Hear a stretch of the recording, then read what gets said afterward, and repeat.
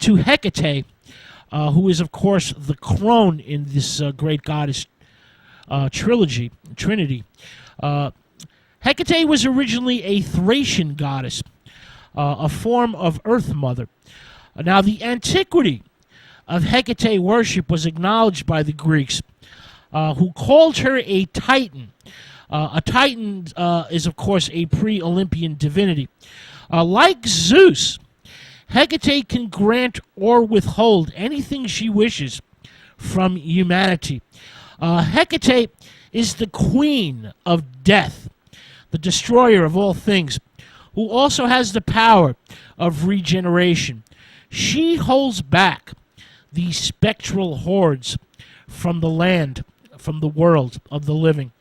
Greek women evoked Hecate for protection whenever they left their homes, and often erected a threefold image of the goddess on their doors in order to tell any wandering spirits that friends of their queen, the goddess, reside within this house.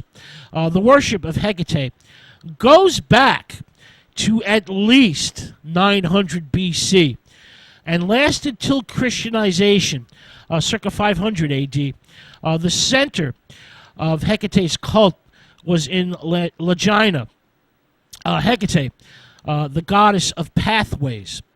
She is the goddess of crossroads that are traveled by night. She can look in three directions at the same time. In art, Hecate is often portrayed or shown carrying torches or swords.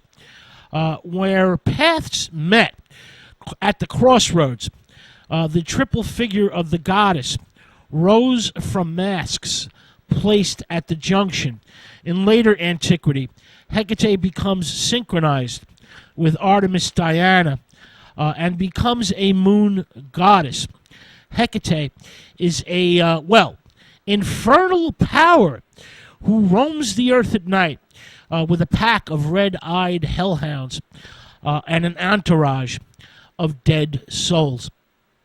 She is visible only to dogs, and when they howl at night, it means that Hecate is near or about. Hecate causes nightmares and insanity. She is linked to moon madness. She was, in fact, so terrifying to the ancients that they often referred to her as the Nameless One. They were actually afraid to say her name. She is the goddess of the dark of the moon. In her darker aspects, Hecate wears a necklace made of testicles, and her hair is made of withering snakes, just like the Medusa. In classical times, rites and rituals were performed under a full moon in order to appease her. Chicken hearts and honey cakes were left outside. The last day of the month, onions, fish, and eggs were left at the crossroads. Hecate was a very important goddess in antiquity who ruled over the waning and dark moon, a 2-week period. Worshippers would gather to eat suppers in her honor, at which magical knowledge was shared among the guests.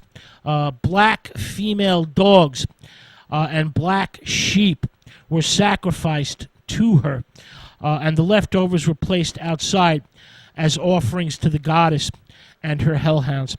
Now, in contemporary Wicca, modern witchcraft, the moon is personified by the three aspects of the great goddess, a holy feminine trinity: Diana / Artemis, Selene, and Hecate, whose male consort is the horned god, the god of the woodlands.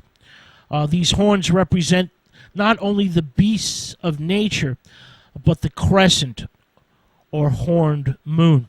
Now, practitioners of Wicca meet